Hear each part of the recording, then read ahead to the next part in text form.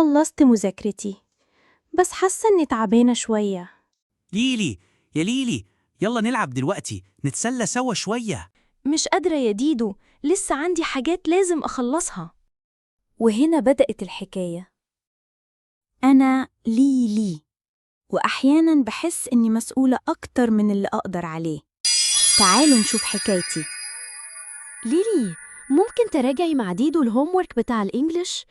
أنا مشغولة في المطبخ ومش عايزاه يتأخر عشان الدرس الساعة 5.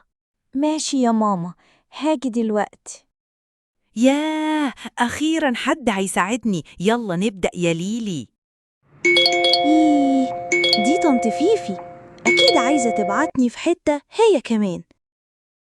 ليلي يا حبيبتي، انزليلي بسرعة هاتيلي شوية طلبات محتاجاهم ضروري من السوبر ماركت. يا عسل يا حبيبة طنط فيفي انتي. خلاص، هلبس وانزل. يا ربي، هو علشان أنا الأخت الكبيرة يبقى لازم أكون دايماً المسؤولة حتى وأنا تعبانة؟ نفسي بس يفهموا إني مش سوبر ليلي، أنا بس ليلي. أنا عارفة إني ساعات بحمل بنتي ليلي فوق طاقتها، بس والله مش قصدي، غصب عني. أنا حتى بقول الكلام ده لنفسي قبل ما أقوله لأي حد تاني. أنا آسفة يا ليلي، أوعدك هحاول أخفف عنك لقب الأخت الكبيرة ده. يا ليلي، تعالي شوفي نتيجتك.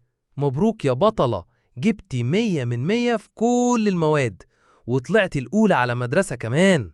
برافو يا ليلي حبيبتي، انتي فعلا شاطرة وتستاهلي كل حاجة حلوة.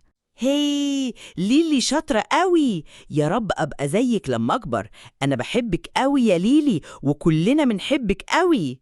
انتي مهمة جدا في حياة أي حد يعرفك. كلنا بنحبك يا ليلي.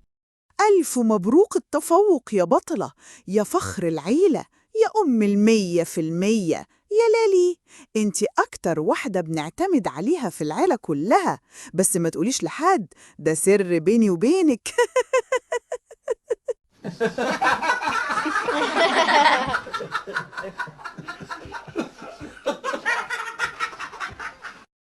أوقات كتير من كتر المسؤوليات بننسى إن أولادنا لسه أطفال، وبنطلب منهم حاجات أكبر من طاقتهم، بس الحقيقة إنهم محتاجيننا نقف جنبهم، مش نحط الحمل كله عليهم.